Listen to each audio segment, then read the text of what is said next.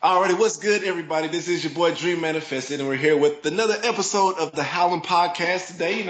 I'm joined by my boys, Robert Carroll and Brian Carey. Go ahead and introduce yourselves, gentlemen. What's up, everybody? How you guys doing today? And today, coming again back for the the second resurrection, we're here to go ahead and talk about a couple of things that we find important in gaming news and what's going on in our lives and what's gaming right now. So the first thing we got to step into is, of course, what we playing right now. That's the most important thing, right? So what you guys playing? I unlike you guys here, I do have the PS3 version of Metal Gear Solid 5. While it may Okay. not be as crisp looking as y'all's, um, it still gets the job done. I do like it a lot though. It is a huge game.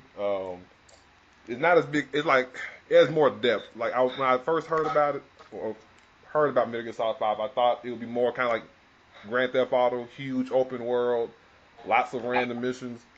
Um, Now it does have a lot of missions, but I think it has more depth than Grand Theft Auto. It's not just a big wide open space. There's actually a lot of activity that you can do. There's a lot of depth to the game. But I think it's pretty fresh. What about you, Brian? Well, unlike you, Rob, unfortunately, I have the PS4 version of Metal Gear Solid 5. And yeah, I mean, you nailed it, dude. I mean, like when you say deep, when you use the word deep, when people say, that pool is deep, they're talking about Metal Gear Solid 5. Like, that game is ridiculous. I've had the game since the release date, since September 1st. I'm not done with it yet. It's been over 2 weeks. I'm not done yet. I thought I finished the game last night, beat the final boss, but that's not it. I'm only 40% way through the game. But I will say this, it's amazing. There's so many different things you can do and so many different ways to go about it. It's on par with any modern classic RPG in terms of the how much you can customize, how much you can affect the gameplay personally, what you can do, how many different ways you can do it. I mean, this is not Metal Gear Solid 4. This is not 3. This is not 2. This is not 1. This is an open world game where, like, you, the player, have, like, complete control, just about, in terms of what goes on and how it goes on. Alternate endings. They're pulling out their best Mass Effect, impersonations, so to speak, but they're doing it better than BioWare. Just saying. But no, dude, this is the best game. I bought a PS4 for this game. This is the best game on the PS4 right now. Absolutely, bar none. That's good. I like to hear that. So, of course, I have it myself, and I look forward to playing with you online. I haven't really started out. I've been playing the Taken King, but my question to you is, being that you said, like you said, it's not a Metal Gear Solid 4, it's not this and that. Would you say that this, in a way, shouldn't be called MGS5? Other than, I guess, just a story? Because I guess the mechanics itself, it really sets it apart as like a different, complete game. Well, it's kind of funny, actually. It's the story by itself that sets it apart from most other Metal Gear games, honestly. Oh. It's the story. Like, the trick is, it's kind of funny because Konami, they brought in Kiefer Sutherland, big time A-list actor, to do the voicing and the facial capture for Snake. But Snake has very few lines in the whole game overall. The game is kind of like, it's a bunch of other people talking to Snake, about some shit that Snake's done. And he's just kind of like, yeah, whatever, it is what it is. It's not, like, the story is not as heavy, I guess I could say, as it is in other Metal Gear games. It's not as continuity driven, you know? Like, quite frankly, to play Metal Gear Solid 5, you don't really need to play any of the other games in the franchise. And I know that's crazy to say. Believe me, I'm a huge Metal Gear fan. It's crazy to say, and it's probably not entirely true. But if you picked up Metal Gear Solid 5 for the first time and started playing it, you might be confused. But, I mean, it's very base level. The very first mission in the game is so amazing. It'll capture anybody into playing the whole thing all the way through. The story, it's not as esoteric. It's not as, continuity driven as the others. So it's like you don't have to know what happened in Metal Gear Solid 2 to know what's going on at this particular moment in 4. You don't need to know that in 3. Or in 5, excuse me, in 5. Basically in 5, every character will reference Metal Gear Solid 3 because it's the best game ever. They will reference that story, but that's about it. You don't need to, you can jump right in. It's not like Metal Gear Solid 4 where you're always trying to kill Liquid Ocelot. I'm sorry, spoiler alert. I'm sorry, yeah. Hey, don't ruin the thing for me now. Yeah, I'm sorry. 8 years ago, but it is what it is. I'm sorry. for people that That's haven't played because 4. somebody sold the game before I could finish it. Let's not do this. But no, excuse me. I mean, absolutely, Metal Gear Solid 5 is probably the most accessible of all the main franchise games, if not the first one, maybe even more so. Story's more endearing, characters are a bit more endearing. You see a lot of old school fan favorites because it is a prequel. I'm 60 hours into the game yet. I'm not even done with the game. I'm 40% complete after 60 hours. So I can't even give you guys the full report. But it's got my endorsement 1,000%. Anybody who's never played Metal Gear before, go ahead and hop in. It's absolutely fantastic. The game is beautiful. It looks beautiful. The story is great. It's not crazy like the other stories. You can just kind of jump in and you know what's going on, or you will before the end. Um, it's fantastic. I recommend it to everybody. I give it a 10 out of 10. Absolutely. Well, that's what's up. I like that. Definitely like to hear that, and I'm glad that I made that investment to go ahead and purchase an MGS since someone else sold mine. So So their what's copy it? before I So could who? finish. So whose Because copy? at the very end, Brian, you could have waited another 2 days. Did you wait for me on that Force Unleashed? Bruh, all right, now look. Now see, I mean, I just sold the game. You still had it. It was still yours. No, I rented it. But you played it while I was all buzzed my ass, getting my foot run over by Rob. I'm sorry. No, we're derailing. Okay, okay, so we digress. So what I'm playing right now, of course, is you know what I like to do. I like me some shooters. So right now I'm playing the Taken King, and I will definitely say that it is clear that Bungie has listened to their consumers. They're listening to their target audience. Yeah, it only took a year. Yeah. Well, and those who can't complain, I understand. Yes, it should have been what the game was in the beginning, but it wasn't. So being that that's the case, let's go ahead and move on and get better from there, right? And so definitely the Taken King adds so much more to it as far as the end game. That after you beat the story itself, you really can beat that about an hour and a half with the extension of story. However, what unlocks after that, all the post game is so in depth, and it makes it feel much more like the MMO people were wanting it to be. Granted, it's still not going to be that Mass Effect MMO. However, That's hardly an MMO. It's not even an MMO. well, But I get it's you. as they said, it's a shared world environment. So it has some aspects, the way that you level up your things makes a little bit more sense now. They have a lot more basic activities in the game that multiple users can join in on. They don't have to necessarily party, and they just expand on a lot of things with the voice actors that they use for this particular portion is definitely the best story portion of the game. I can say you feel much more included and much more to pay attention to what's going on in the story. So I'm having a lot of fun. Bunch of new, a slew of weapons, a bunch of new exotics. And as much as I said that when Destiny comes out, it's not going to take over my life again, I find myself the past 3 days, I've probably put in. I mean, you're playing it right now, aren't you? I mean, hey, the No, past that's few amazing, man. days, That's amazing. That's great. That's great. the past few days, I've probably put in like 3 days, probably 20 hours in 3 days, because I just play it just like that.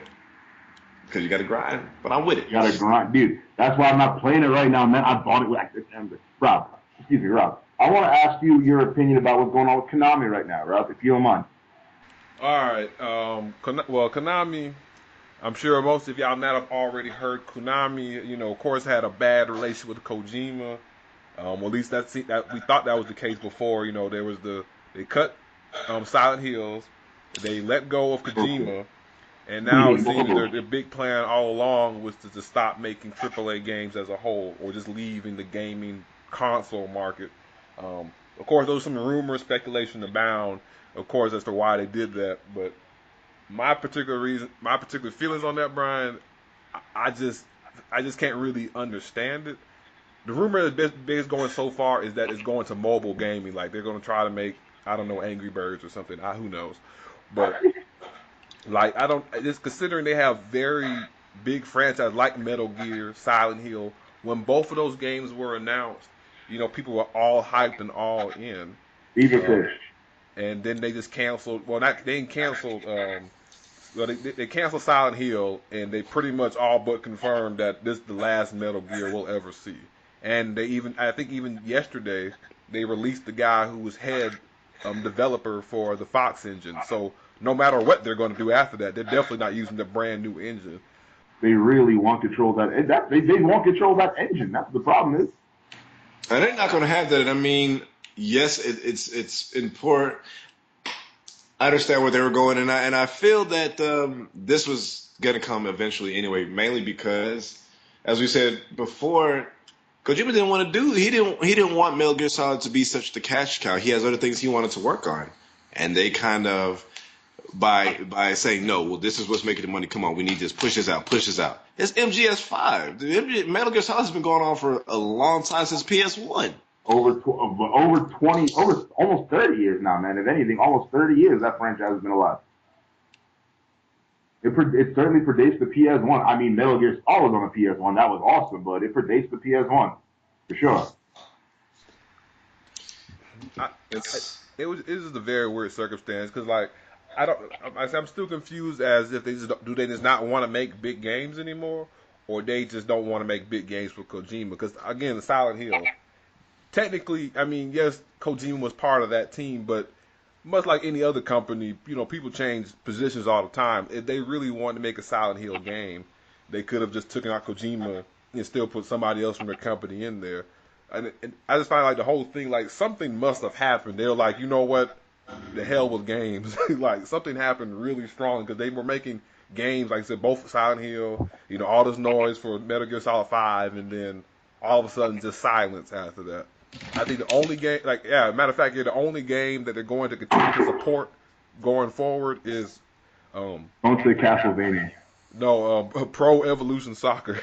Wow, that is, yeah, oh my God. So that kind of tells you right there that like something happened, like I don't know if somebody up top or Kojima really got under somebody's nerve, but something happened fairly recently that just said, you know what, no more games, and they've taken it really strongly apparently. No, Rob, I don't know. I mean, like, it's just a trend in Japan, apparently, because Square Enix has been kind of shifting towards that same business philosophy. And look, I'll never skip a chance to complain about Square Enix. Don't forget, Final Fantasy 15, they try to move that to mobile games. They try to move that. So just like, picture that trailer you saw in 2006 for the first time on an iPhone.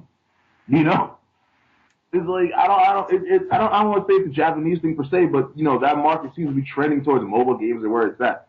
And look, excuse me, I love Candy Crush as much as the next guy, but I mean it's no Metal Gear Solid 5. I'll tell you what, I'd rather play Metal Gear Solid 5 for $60 than play Candy Crush for free. I'll tell you that right now. But I think the real crux of it is like it's just like you mentioned it kind of, Brian, like Japan, like mobile games is big here. It's all they do in Japan, like literally. You know what I'm saying? Like it's just on a whole nother level. Like pretty much, it's in a way you could say it's kind of like F the West type of thing. They don't really care how much U.S. or Europe likes games. Japan said Japan is going way overboard on mobile. Nintendo DS's, your PSPs, that does okay here. But that's just a big thing they have in Japan. So I mean, that's a big thing in Japan. So like, I think that's probably what it is. They just think we just rather just cater to our market, even though they can make more money over here. The whole thing is kind of weird, like you said. But I don't know. I guess they don't want to be millionaires no more. I don't know. I mean, they don't want to be the front man. They don't want to be the front runner. When people think of Japanese gaming, they think about Square Enix. And Square Enix is like, no, we don't want you guys to think that about us anymore. Apparently. Well, we're content to remake Final Fantasy 7. God, that took way too long to announce, by the way. But we're content to just remake games on the phone, on a cell phone, as opposed to, going all out and making it truly memorable. I mean, look, I know that the gaming landscape, maybe this isn't strictly Japan, because Japan's always kind of been ahead of the curve in terms of technology in general. So maybe the gaming landscape is shifting towards mobile, and maybe I'm just too old, but I'll never look at a mobile game the same way I look at a game on a PS4. They're not the same thing. They are not the same. A couple of kids in their basement could come up with a decent gaming app or a decent game for a mobile app. You know what I'm saying? It takes geniuses, established people in the industry like Kojima to make a game like Metal Gear Solid 5. You know, or an established company like Bungie finally own up and say, we made a lot of mistakes, but here you go. Here's Destiny, the Taken King. You guys enjoy. This is what the game was supposed to be. Live it up. Like my friend Jamel's living it up right now, It's really not from you in a minute, man. What do you think? Well, personally, each platform serves its purpose. When I think about mobile games, it's the same way I think about handheld consoles or handheld devices, and that's like when you're traveling, when you're a little kid, and as adults now, we don't really have time to travel. Well, we might travel, but if we're traveling, we're doing the driving, or it's not that we can take these long road trips and I can play on the game. There's no purpose for me to have something that's a handheld device at this point. You're absolutely right. At this point in my life, it's just like I don't see the advantage in having a Game Boy. The only reason I would want a Game Boy or a DS is for nostalgia's sake. But it's not really convenient for me at this point in my life. Like you said, Jamal, if we're going on a road trip, guess what? We're older. We're the ones driving now. Right. Can't play the Game Boy. Can't do anything like that. And besides, I know the DS is selling like hotcakes, and I'm sure Nintendo deserves all the accolades that they're gonna get. But let's be honest. If you're not playing Pokemon or the new Mario or whatever's going on with the 3DS right now, it's just kind of like, it's just not it for me. I'm too old to be enticed by something like that. And the thing is, I'd rather play a Game Boy SP, a Game Boy Advance, something that came out 15 years ago, again, than I'd rather do that than play Candy Crush. And definitely at this point, it's always for me. If I'm gonna play a game, like if I'm gonna play something on mobile, I don't really care about its graphics. I don't care about it looking the best. I don't really need it to have a story. If I play something on the phone, it's because it's just something to pass the time. Let's say something to pass the time. You're looking for a challenging puzzle. Right. You might kill some time on your lunch break or something like that. Yeah. Exactly. So I'm not looking to get too in depth with it. So I don't want to waste my time on that. I'd rather if it's a game that I want to play that I want to lose hours to. There's no better way to sit on my couch or on my gaming chair or whatever, and be able to truly enjoy the game, whether for its story as well as for the graphics that all of that, because all that comes together to make a great game. Absolutely. I mean, gaming has evolved to such an extent where it's not so much about how much this can occupy my attention, but there's more to it than that. Especially because, like I said, I'm playing Metal Gear Solid 5 right now. Which is basically like, whenever you play Metal Gear, you're basically playing a movie. It's an interactive movie. You can't look at something so polished and so beautiful and something that took so much effort and then compare that to, I guess, Snake on your cell phone or something like that. You can't tell me that's where the industry is. If that's where the industry is trending, I love this industry, but I really want no part in it. I really want no part. If that's where it's going, no way. If I have to play Final Fantasy 17 or, God forbid, Metal Gear Solid 6 on my iPhone, I don't want any part of it. Absolutely not. I'm just saying. They tried that. You guys remember the N-Gage, the Nokia N-Gage? Oh, yeah. Yeah, I owned one of those things. Wow. Well, yeah, I know, right? Worst investment ever. Nope, I'm good. Give me my console game. I'd rather pay $60 for something great than pay 99 cents or pay nothing at all for something that's cookie cutter on my Android Play Store or my Play Store app. No.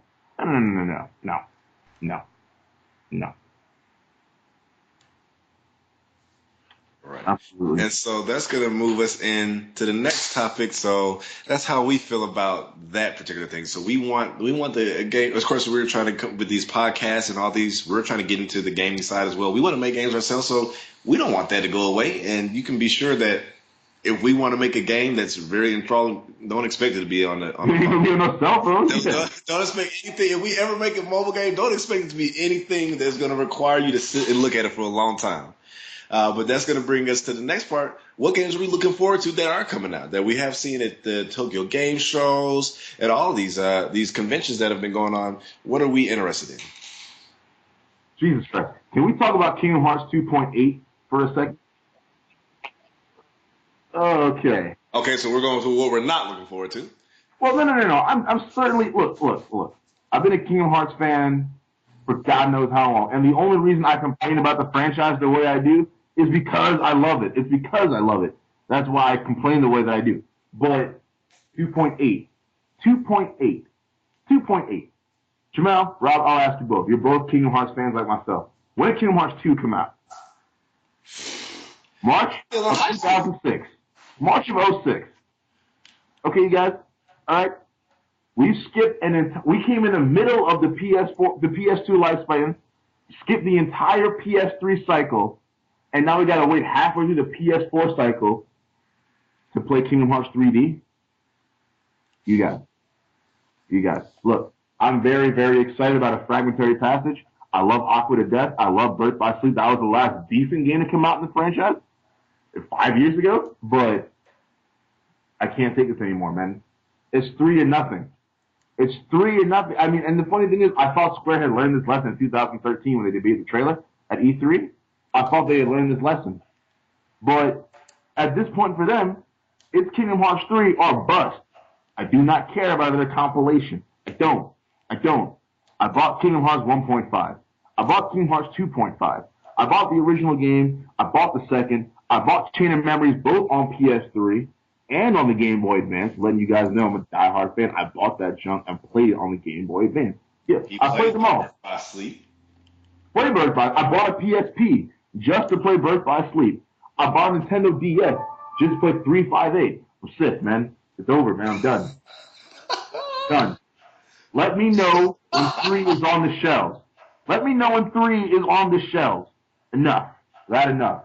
I can't take it anymore. Rob, Shamil, you're both very, very eloquent men. You're both just as big a fans of the franchise as I am. Please, take it away. I can't. I just can't. So please. Well, I mean, that rant left nothing to be desired, to be honest. It's just the truth. I mean, I can go deeper. I'd be happy to go deeper if you want. Oh, no.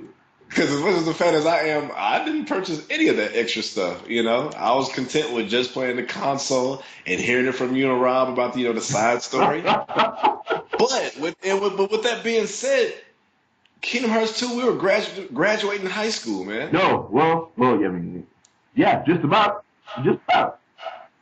Shit, just about. You're absolutely right. But look at it like this. Do you guys remember Advent Children, Final Fantasy VII Advent Children? Oh, yeah. That came out after Kingdom Hearts 2. Okay? After Kingdom Hearts 2. Just saying. That came out after. Oh, man, I've had enough. Look, honestly, I saw the trailer for 2.8. I do not want to play Kingdom Hearts Key back cover. I do not care about Kingdom Hearts Key. We were just talking about Japanese mobile gaming a second ago. It's another mobile game for Japan that Square's is losing their minds over. No. I don't want to play 3D because apparently that's the game that really just how do I put it? Screwed the pooch in terms of series continuity. You know what I'm saying? And things like that. It really just kind of took things off the rails, and that's saying something. You know what I'm saying? 10, 13 years into the franchise, that's really saying something. But I will admit, this fragmentary passage has got me excited. A few years ago, Kingdom Hearts, Square enough, Kingdom Hearts 2, or Kingdom Hearts Birth by Sleep Volume 2. It was supposed to star the character Aqua in the ending of the game, spoiler alert, after she was trapped in the realm of darkness. They've finally done it. I thought they canceled the game. They finally did it. And not only have they done it, it's been made completely for the PS4. The graphics are completely in the PS4. It was built from that engine. It looks amazing. I cannot wait to play it. But I don't want to have to pay for 3D and Kingdom Hearts Key to do that. I don't. I really, really, really don't. I just got this about it. I just want to break down the title for you, Brian, on that 2.8. Oh, we don't have to come with this, Rob. This 2.8, the title. I'm just break down the title for all you listeners, so you can understand what type of situation we're really in here. All right. The name of the game is Kingdom Hearts 2.8 HD. Final chapter prologue. Okay. That's the official title of the game. Please don't do me like this, dog. Don't I almost said a lot of curse words just now. You know what I'm saying? Like, I'm trying so hard to just cuss out this microphone. I swear to you. Yeah. Like, final chapter prologue. Let's just take that. That sounds like a troll move to me. Final Chapter Pro. Is that not the most redundant title in the history of anything ever, by the way? If your prologue has multiple chapters, which Kingdom Hearts 3 technically does, we have Birth by Sleep was a prologue to 3. We have 3D, Don't forget 358, the worst game of all time. Don't forget that. and 358. All these predating 3. And Coded, and Kingdom Hearts Key. Yes. It's been a And all rough few these years, Rob. It's games. been a rough few years. And now you're saying that this is probably the final chapter of your prologue. So everything I played Was a prologue. 13 years of my life was a prologue. you know. I mean, and I thought Star Wars did their prologues bad. Good God, Dude. You know what I'm saying? Look, hey, this side note. Side note, I don't care for the prequel trilogy either, but anybody who talks shit about episode 3, knuckle sandwich. That was a great flick, relatively.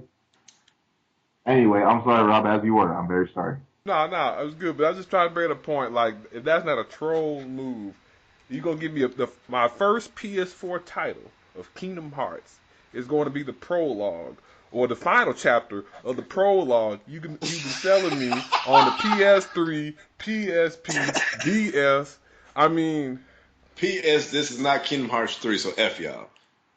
I mean, bottom line, right? This isn't Kingdom Hearts 3, so I don't care. If it's not Kingdom Hearts 3, fuck Square. I'm sorry, Rob. I finally broke the barrier. I'm sorry. put it on the Wii and just say, screw y'all. You know what I I'm know, saying? right? Right. Go back to Nintendo, get your bag of cash that you know they're willing to offer you if you put another Kingdom Hearts title out for Nintendo. And just do it there. Just do it there. The only reason we have 358 and GBA, excuse me, coded. Oh, damn it. There's so many stupid games I can't even keep. And the funny part is like I thought Brian was crazy for like getting 2.5. Like I considered 2.5, but I was like, nah, I'm not gonna do that. And now they come from 2.5 to 2.8. They even go a whole month 0.5. I'm saying, right? You can't even get half of one. You can't even get half of one. 2.5 came out not even a year ago. And y'all talking about 2.8? Y'all talking about 2.8? Like, the sad part is, like, we talk about this stuff, and, like, I won't say we talk about this stuff, but this type of discussion goes on in internet forums everywhere. And they're just like, we should just boycott the series. They're not going to just take my money, but, like, hey, look, I'm not even going to lie to you. When Kingdom Hearts 3 comes out, I'm going to be there at midnight. You know, that's the sad part. That's the worst part. That's the part that's sad. That's the part that makes me sad. When Kingdom Hearts 3 comes out, I'm going to be there at midnight with my $60 in hand. Being like, bro, take my money. I want this game. Because I can see, and that's the thing. I'll wait and keep hoping for the best. Just like I'm still waiting for a good Sonic the Hedgehog game, I'll still be waiting for Kingdom Hearts 3. Like, Man, to honest, Oh, dude, real be talk though, honest, man. Sonic I has feel not so been bad good for Rob. finishes. Rob has not played a good Sonic the Hedgehog game since like 2001. When Sonic Adventure 2 come out, Rob? Sega When did Genesis. SA2 come out? You crazy? I think about right like '01 because it came out around the time the GameCube hit. Because like at least for me, I mean, I played the first one on the Dreamcast. I never had a Dreamcast. So that's why that's why I picked up all the adventure titles on GameCube. But even still, like that was the last good game. I mean, like And the funny thing is, Rob, we only call it good due to hindsight. Due to hindsight. Do you want again? Y'all can say what you want to. Sonic has not been good since Sega Genesis. Look. I have no choice but to respect that opinion. I have no choice. I have no choice because I was in sixth grade. I was in the sixth grade when Sonic Adventure came out. All right? I was in seventh grade when Sonic Adventure 2 came out, and those were the last great ones. As far as see, Rob, remember Sonic the Hedgehog, '06, Silver the Hedgehog. Remember the Werehog, bro? Remember the talking sword? Remember the talking sword? Sonic and the Black Knight? yeah, that was for the Wii. That '06 Sonic the Hedgehog was the reason I even bought even I got a 360. Hey, man, respect. Respect. Respect. And guess what? It was awful. And those are the kind of things Somehow, that just make they Sonic. found a way to make the camera control even worse than it was in Sonic Adventure and Sonic Adventure 2, which were the only detriments of those two games. Those are the only bad things about those games. Camera control was awful. And somehow they had 4 or 5 years to refine the process, and somehow they made it worse. And they gave us Silver the Hedgehog. Well, To be worse, though. To be Shadow since we know what we're not looking forward to, how about we tell everybody what we are looking forward to? Uncharted 4. Okay, we are looking forward to Uncharted 4, of course. Absolutely, unequivocally. A lot of my Xbox companions, that's going to be their reason. That's what they're holding out to as far as the PS4 is waiting until Uncharted 4 comes out, which I can't really blame them. But I am still very much looking forward to Scalebound. Now,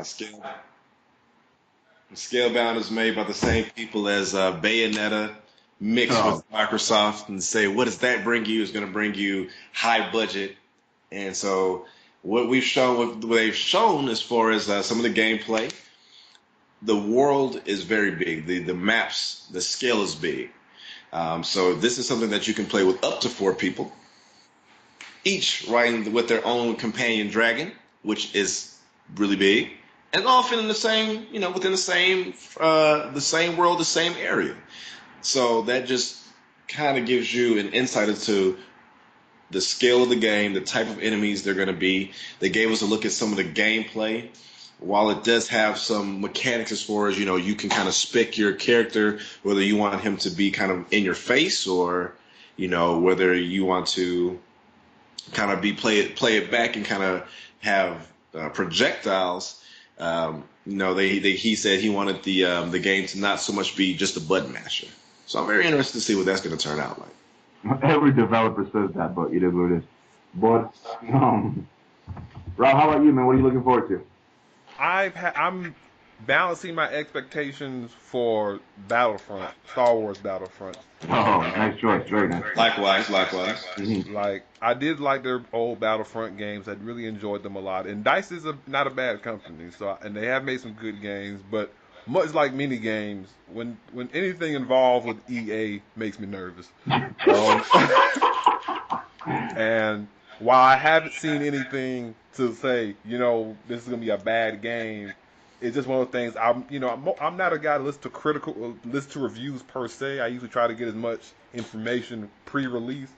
But again, considering EA's other releases like SimCity, or the list goes on and on of EA's bad releases.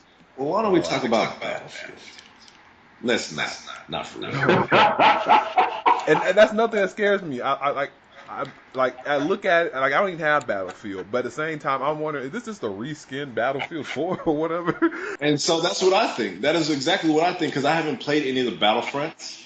A lot of people do complain because there doesn't seem to be, like, how do you have a large Star Wars world, but you don't have a portion for, fighter fights, or should I say jet fights or whatever. Yeah, it's fun to have, your shooter running around, find some droids, maybe a lightsaber here and there.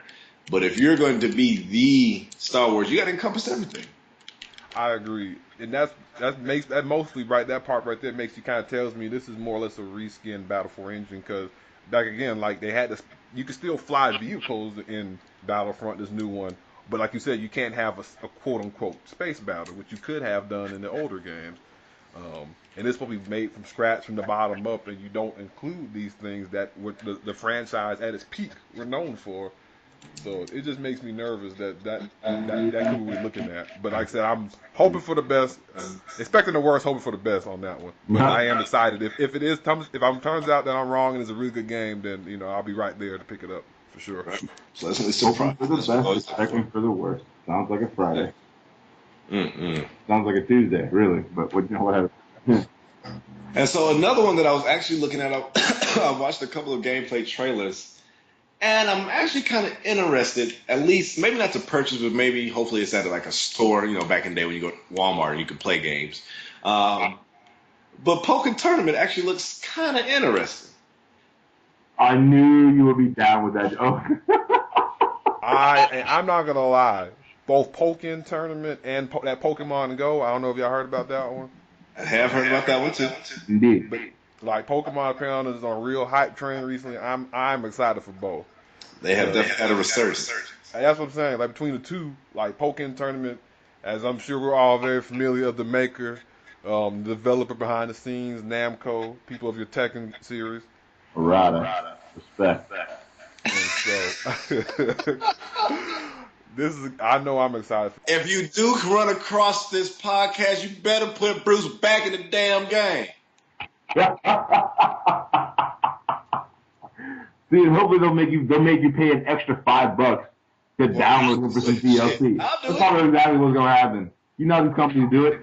Now I don't know about that, Brian. I give Namco this. All the Tekken games. They don't really do DLC for their fighters. Rob, Now Capcom on the other hand. Namco made Soul Calibur, and we played Soul Calibur before, right? I remember paying money to get the Apprentice on my PS3 edition of Soul Calibur 4. Remember, he came out. It was Yoda. Excuse me. I'm sorry. I'm sorry. It was Yoda. Yoda was on 360. Vader was on the PS3. I remember spending money on PlayStation Network. I think it was $5 to get Yoda on my PS4 version. Namco is not above anything. Namco is not above that boat. No, they're not above it per se, but they have a way better track record than their other counterpart at Capcom. Is all I'm saying. They're not above it. Capcom, that's your boys, ain't it? Yes, they are. Oh, they were. They were. Well, I still remember when. What was it? Marvel's Capcom, and then they released Ultimate. Rob said, "I'm taking this crap back." Because I just bought the game. Like, the game wasn't even 6 months old, and they just announced the Ultimate version. And, of course, just like any other game, y'all been to GameStop, as soon as they get the whiff of a new game coming out, your stock drops. You know what I'm saying? Oh, yeah. Like, it was no, like... Man, F Capcom. That's all I can say. Man. Bump them. Respect. Bump Capcom, man. Right. Don't put content on the disc if you want people to pay for it later on by DLC. I think that's a sacrilege. It's sacrilege. That's theft. That's theft. I bought the disc. The data's on the disc. It belongs to me. If you want to submit DLC for your game, that's cool. But do not put the code for the DLC on the disc of the game before you're ready to release it. Don't. It's 2015. Everybody, to some extent, is relatively tech savvy. If you put, Rob, if I bought a double cheeseburger with some fries, you know what I'm saying?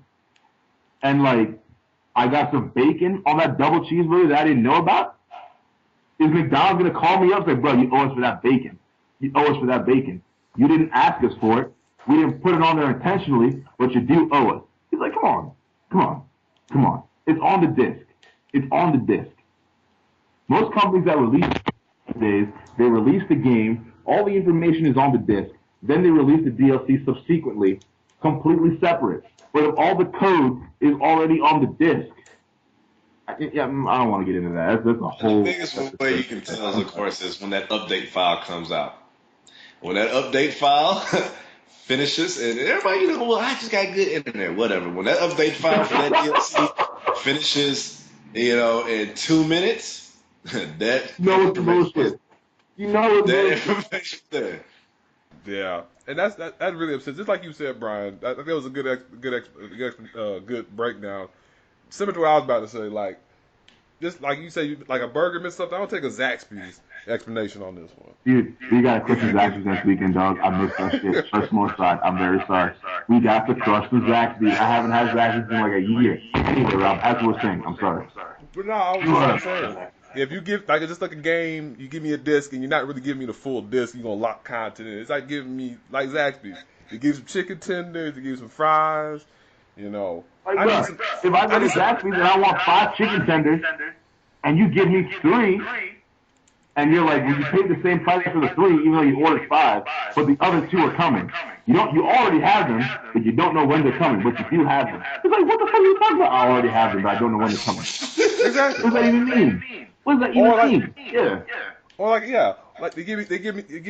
You're gonna give like no sauce.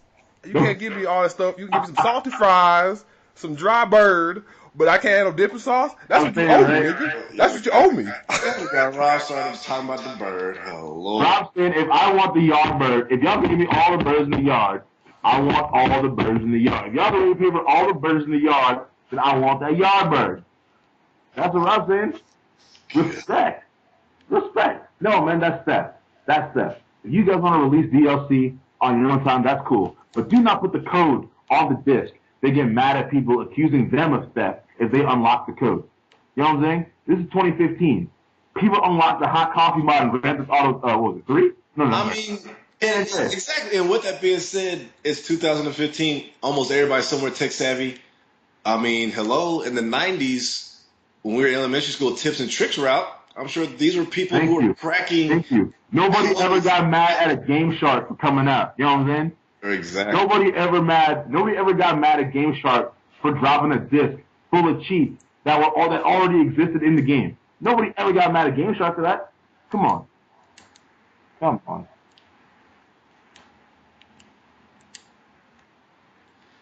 Well, alrighty. Well, ladies and gentlemen, boys and girls, you just finished listening to the Howling Podcast crew, and we just finished another episode. So if you like what you heard, go ahead, check us out. Leave us that like, subscribe to us. We got a lot more videos coming up to you. Some more gameplay. We're definitely coming to you. So this is Dream Manifesto, aka Jamel, signing out. You guys take it from here. All right, I'm your boy Robert Carroll. And I am Brian Carey, aka Gallon Gambler. Thanks for listening, guys. Peace. Peace. Please tell me we're done. Okay, cool. Thank you.